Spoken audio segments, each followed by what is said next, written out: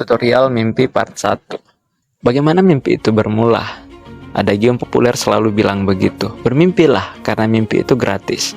Bermimpi saja.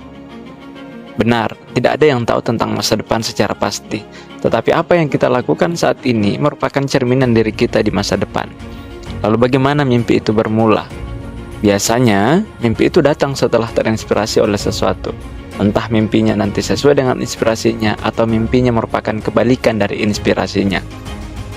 Misalnya, dulu waktu saya masih berusia belasan tahun, saya pernah menjalani kehidupan sebagai petani tradisional yang saat itu saya anggap amat menderita karena gara-gara mengangkat beban yang terlalu berat dan itu terpaksa saya lakukan sehingga menyebabkan tulang belakang saya cedera. Dari sini, mimpi saya bermula dan terinspirasi oleh cedera tulang belakang itu. Saya tidak mau jadi petani seperti ini di masa depan. Begitu kata saya saat itu. Maka saya mulai mencari caranya. Bagaimana agar saya bisa mengubah hidup saya agar sesuai dengan mimpi saya. Saat itu, yang saya temukan di pikiran saya adalah pendidikan. Ya, jika ingin mengubah hidup kita di masa mendatang, maka perhatikanlah pendidikan kita. Jika saya mau mengubah hidup saya di masa mendatang, maka saya harus mulai dari pendidikan dulu. Jadi apapun yang terjadi, saya tetap harus melanjutkan pendidikan.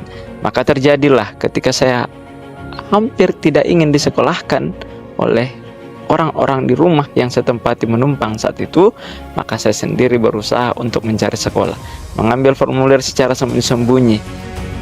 Bahkan harus menyicil harga formulir ketika itu yang harganya 20.000. Mungkin di tahun 2008 uang 20.000 terbilang kecil, tetapi bagi saya itu amatlah besar. Berat juga, tetapi saya melakukan segala cara. Bekerja terus dengan cara menjadi buruh tani, buruh di bengkel, tukang ojek panggul, dan sebagainya sampai mendapatkan uang itu. Dan ada yang kadang dilupakan oleh manusia. Apa itu? Ingatlah bahwa hidup ini tidaklah berjalan dengan sendirinya. Kehidupan ini ada yang mengatur, ada yang mengawasi, ada yang melihat dan menilai. Maka jangan sampai kita melupakan hal ini. Saya juga bingung saat itu harus melanjutkan pendidikan dengan cara apa. Tetapi apa yang Tuhan kehendaki, itulah yang terjadi. Kehendak manusia itu tidak absolut, sementara kehendak Tuhan absolut. Dari selesai SMP yang saya kira akan berakhir jenjang pendidikan saya di situ, rupanya saya bisa sampai pada usia saya yang sekarang yang sudah menyelesaikan pendidikan S1 dan menjadi seorang penulis novel. Sampai jumpa di cerita tentang tutorial mimpi part 2.